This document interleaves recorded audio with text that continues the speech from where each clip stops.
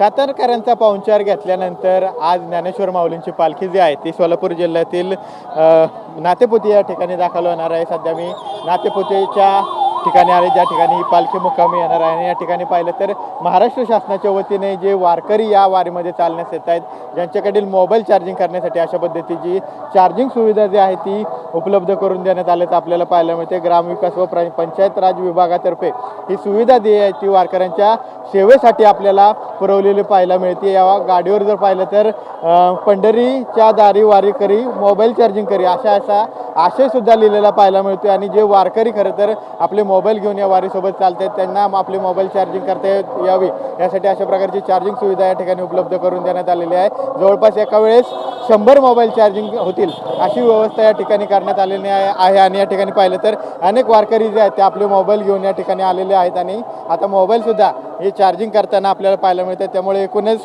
वारकऱ्यांची कुठलीच गैरसोय होऊ नये या पालखी मार्गावर याची पुरेपूर व्यवस्था जी आहे ती महाराष्ट्र शासनाने घेतलेली पाहायला मिळते। त्याच अनुषंगानं या अशा प्रकारची चार्जिंगची सुविधा सुद्धा वारीच्या दरम्यान पुरवल्याचं आपल्याला पाहायला मिळते। कॅमेरा पर्सन गणेशसह विनय जगताप, TV9 मराठी, सोलापूर।